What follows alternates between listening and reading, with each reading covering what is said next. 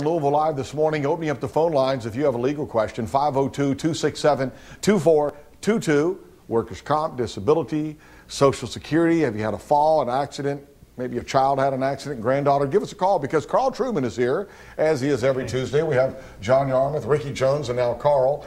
And good having you with us. How are you doing today? Good morning. Great. A tough act to follow. Congressman and professor, and hopefully we'll get some good calls today. Well, if we don't get calls, we've had some emails because we've been flooded with calls in recent weeks, and we want to go to Tony in Crestwood because Tony in Crestwood, we've had this one sitting here. It says, can Mr. Truman explain no fault? If someone hits me with their car, why should I have to pay for the damages if it's not my fault? Okay.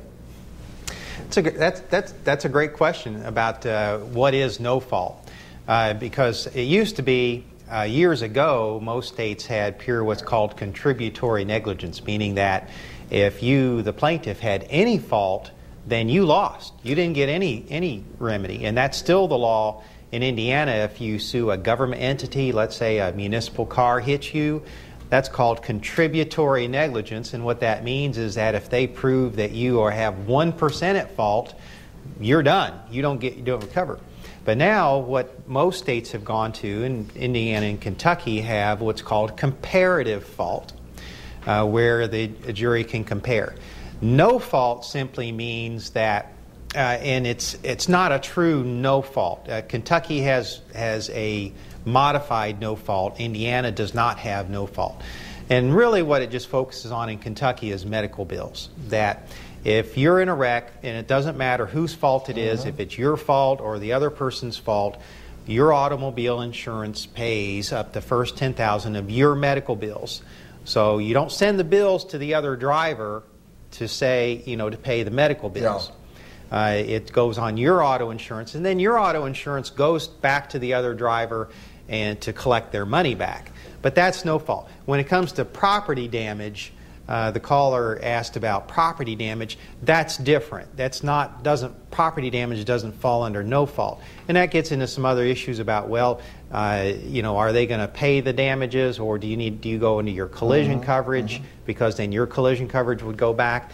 It's kind of a complicated question. But if your auto insurance pays, say, under your collision coverage, they'll go collect it from the other driver. And that's why you need to call 1-800-ACCIDENT, 1-800-ACCIDENT, or go to trumanlaw.com, because Karl knows how to break this down like our emailer Tony from Crestwood, and he can just break it down. And the good thing about Karl, unlike some other attorneys, you can call his office and he'll have an answer for you, but if he doesn't have the full answer, he'll put you in the right direction. He's not going to steer you the wrong direction. That is why he is here every Tuesday, and that's why he cares about people in Kentucky.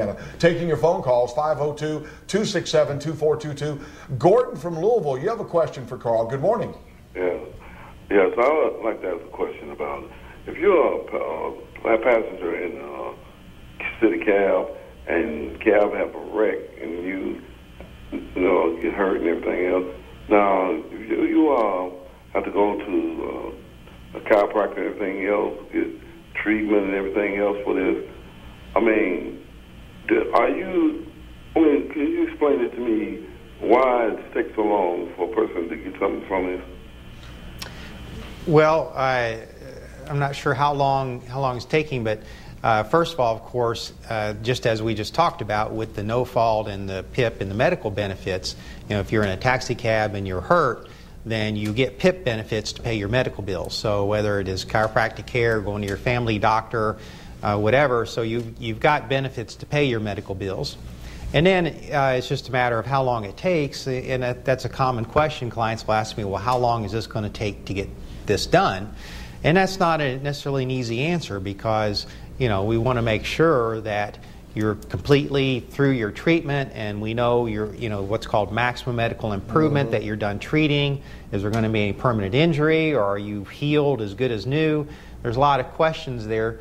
So, and as far as how long it takes, and sometimes some insurance companies and some adjusters, it can affect how long it takes to actually get through it. And the thing I would recommend, Gordon, call Karl's office, 1-800-ACCIDENT. I don't know when you were involved in this incident, if it indeed was you or a friend of yours, but there may be other damages and other information you need that Karl cannot explain in this short period of time, but it sounds like you've been hurt in some way, so definitely give Karl a call, 1-800-ACCIDENT, and he'll take care of you, or at least get you information and put you in the right direction. Taking your phone calls, 502-267-2422. Ron in Southern Indiana in New Albany. Good morning. You have a question for Karl. Yes. I broke my back about...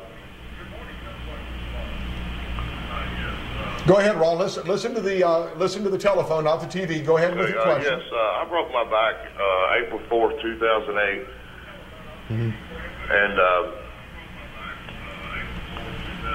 I went to file for my disability, and I was denied. I haven't went back to work yet, and I'm just wondering, do I still have a chance to maybe see about drawing my disability? How did you break your back, Ron? I fell off the ladder doing some work for somebody. Was that on the job? Yes, but it wasn't somebody I was with. It was just like a side job. Okay, thank you very much for your call, Ron in New Albany. Thank you. Well, yeah, Ron, you may or may not have workers' comp benefits, being a side job, if you were just helping him out or what. That can be kind of complicated situation, and if it was in Indiana or Kentucky, because Kentucky, even if there's no insurance to someone you're working for, there's a state fund that you can get in. Indiana does not have that. But for Social Security disability, you have to show that you can't do any gainful employment. Because you can't go back to your old job, or if you've not been able to do your old job, that's important, but that's not the end of the story for Social Security disability. To get Social Security disability, you have to show that not only can't you do your old job, but that there's really no gainful employment that you can do due to your disability. So it's kind of a complicated question there, but if you are disabled where you can't do any type of gainful employment, then by all means, pursue it and pursue the appeal process. Well, we appreciate Karl Truman coming here every Tuesday. We take your phone calls. We got an email in there, and we're out of time. But next Tuesday, Legal Line here on Louisville Live this morning. Karl will be here as he usually is, taking your phone calls. And I know we had one or two on hold, so give us a call next week. And if not, you can always go to trumanlaw.com. And Gordon, do give Karl a call. I think he could be helpful to you. 1-800-ACCIDENT, and give him more information. But good having you with us again, and we'll see you next Tuesday. All right. Had a lot of fun. Thanks. Still ahead here on Louisville Live.